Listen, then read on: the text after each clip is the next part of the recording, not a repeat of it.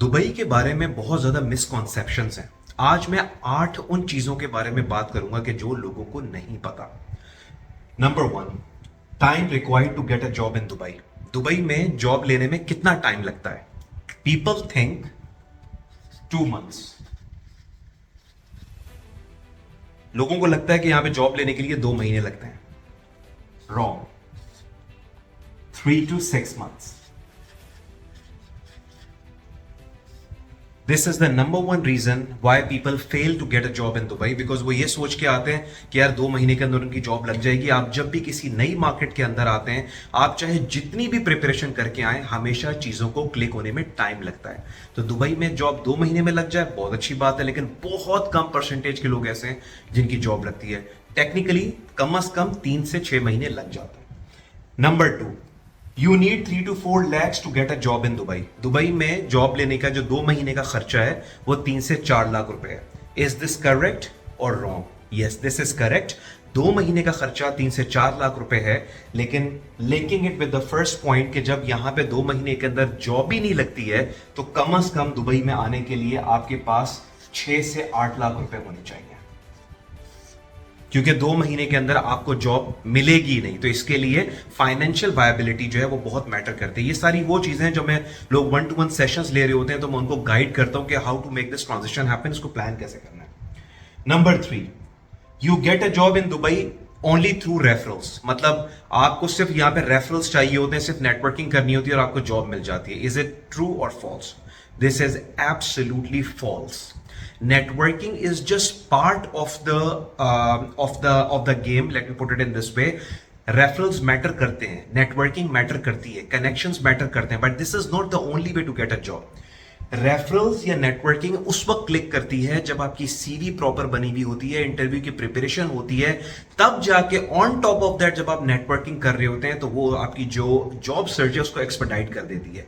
तो अगर आप ये कहें कि ओनली, जैसे लोग यहां पे आके कहते हैं कि यार आपको तो सिर्फ कोई कनेक्शंस है, कोई रेफरेंस हो तो जॉब लग जाएगी, this is absolutely wrong. References सिर्फ उस वक्त क्लिक करेंगे जब आप अपनी पूरी तैयारी करके आए होंगे, तो this is no. Number 4, you get a job based on your passport. आपका चूंकि पाकिस्तानी पासपोर्ट है इसीलिए आपको कोई जॉब नहीं देता। दिस इज ट्रू और फॉल्स? फॉल्स। Absolutely wrong. ये सबसे ज्यादा वो पॉइंट है जिससे मैं डिसएग्री करता हूं। पाकिस्तान में लोग परसेप्शन लेके आते हैं यार इंडियन पासपोर्ट हो, कोई दूसरा बाहर का पासपोर्ट हो, उसको जॉब मिल जाएगी, आपको जॉब नहीं मिलेगी। It doesn't work like that.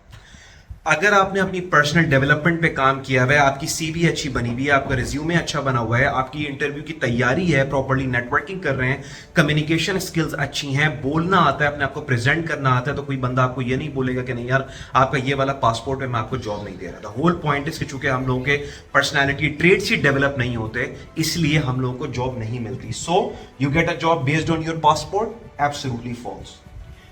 Number 5, Pakistani experience does not count in Dubai. बहुत ज्यादा लोगों को मैंने ये बोलते हुए सुना है कि यार पाकिस्तानी एक्सपीरियंस तो यहाँ पे काउंट ही नहीं होता।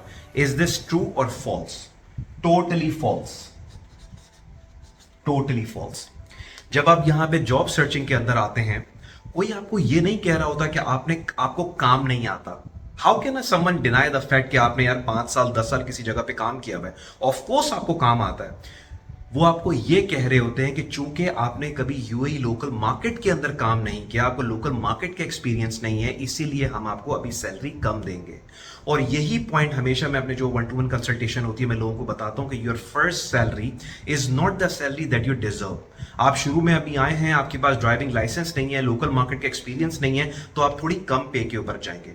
But the moment you will have 1 year and 2 years of local market experience coupled with the experience that you had in Pakistan, it will pay you off in the longer run. Okay, so Pakistani experience बिल्कुल valuable है और वो बिल्कुल count करता है। और आप नहीं, कोई इंडिया से बंदा आए, कोई इजिप्ट से बंदा आए, कोई कहीं से भी आए, यूरोप से ही क्यों ना आए, उसको भी ये डिसएडवांटेज होगा कि लोग उसको बोलेंगे आपने कभी लोकल मार्केट में काम ही नहीं किया। ठीक है, so that does not mean कि आपका पाकिस्तानी एक्सपीरियंस काउंट नहीं करता। नंबर 6, एक कॉमन मिसकॉन्सेप्शन है कि Dubai is expensive. Is this true और फॉल्स? Totally false. पाकिस्तान को अगर मैं देखूं या इंडिया को मैं देखूं तो वहां पे अगर मैं लेट से कराची की बात करता हूं, महंगे एरियाज भी हैं, नॉर्मल एरियाज भी हैं, बहुत नॉर्मल भी हैं, पुअर एरियाज भी हैं, हर इस तरह बनी हुई होती है, एक सिटी एक कंट्री। दुबई भी ऐसे ही बना हुआ है। डिफरेंस क्या है? डिफरेंस ये है कि अगर पाकिस्तान के मैं किसी एरिया की बात करूं जो इतना ज्यादा डेवलप नहीं है, तो वहां पे शायद आपको सड़कें थोड़ी टूटी हुई मिलेंगी, हालात खराब होंगे, पानी के मसले होंगे। दुबई में डिफरेंस ये है कि यहाँ पे एक बेसिक लाइफस्टाइल इन्होंने हर एक को इंश्योर किया हुआ है, एक basic lifestyle. This is the huge difference. तो जब भी कोई भी बंदा यहां पे आता है, आपको बड़ा एक्सपेंसिव घर नहीं लेना, आप उससे कम पे चले जाएं। बड़े स्कूल में नहीं पढ़ाना, थोड़ा हल्के स्कूल में पढ़ा ले, लेकिन वो हल्का स्कूल भी एक स्टैंडर्ड का होगा। व्हाई? बिकॉज एक बेसिक स्टैंडर्ड ऑफ एजुकेशन, एक बेसिक स्टैंडर्ड ऑफ लिविंग इन्होंने हर एक को इंश्योर किया हुआ यहाँ पे। सो Dubai is expensive? Absolutely not. यहाँ पे अगर आप दुबई में नहीं रह सकते तो आप शारजा में जाके रहें, बिल्कुल कनेक्टेड सिटीज है, मैं हमेशा बता चुका हूँ। शारजा में नहीं रह सकते, अजमान में रहें। अजमान और दुबई का रास्ता 25 मिनट 30 मिनट का है रास्ता, वैसे तो 15 मिनट का अगर ट्रैफिक ना हो, लेकिन अगर ट्रैफिक वगैरह हो आधा घंटा पौना घंटा लगेगा। वो तो दुबई से आपको दुबई में जाते हुए सुबह जाते हुए आधा पौना घंटा लग जाता है, 1 घंटा लग जाता है ट्रैफिक में।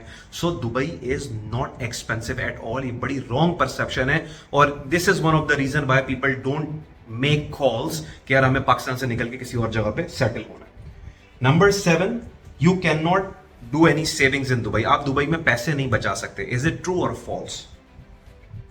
Totally false, totally false. Dubai is the only city in the world and UAE is the only country in the world जहां पे 0% टैक्स है, 1% टैक्स नहीं है। तो अगर आप यहाँ पे किसी भी सैलरी के ऊपर है, थोड़े से अच्छे लेवल के ऊपर आप चले गए, तो आप यहाँ पे ना कोई टैक्स दे रहे होंगे, जिसका मतलब है कि सारी की सारी सैलरी आपके बैंक अकाउंट में आ रही होगी।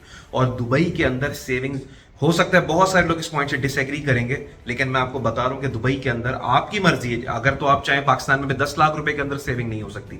It all depends on your lifestyle. लेकिन आप दुबई में जब अच्छे सैलरी पैकेज पे चले जाते हैं, you can save hell amount of money. And last point is visit visa is the only way to come to Dubai. लोग समझते हैं सर दुबई का 2 महीने का विजिट वीजा बंद है, तो आप तो हम आ ही नहीं सकते। सिंपल सी बात यह है कि आपको इंफॉर्मेशन नहीं है। मैं हमेशा कहता हूं the biggest challenge that you guys are facing while living in South Asia is you do not have highly intellectual individuals around you जो आपको बता सकें कि how to make this transition happen, how to plan this transition. 2 महीने का visit visa is not the only way to come to Dubai.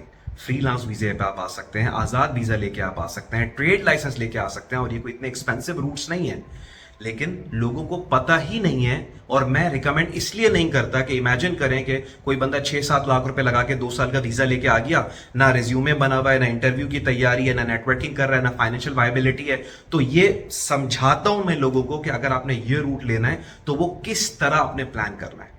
सो ये आठ चीजें थी जो मैंने कहा मैं लोगों को एक्सप्लेन करूं। ऐसी बहुत सारी मिसकॉन्सेप्शंस हैं जो लोगों के माइंड में होती है, जो मैं जब 1-to-1 सेशन देता हूं, 4 सेशन देता हूं, मैं उसमें क्लियर करता हूं कि आपके प्रोफाइल के हिसाब से, आपके एक्सपीरियंस के हिसाब से आपके लिए क्या, what is the size of the opportunity for a profile like yours in Dubai. So मैं इस तरह की इंशाल्लाह वीडियोस बनाता रहूंगा, और जैसी बहुत सारी चीजें जो मैं क्लैरिफाई करता रहूंगा।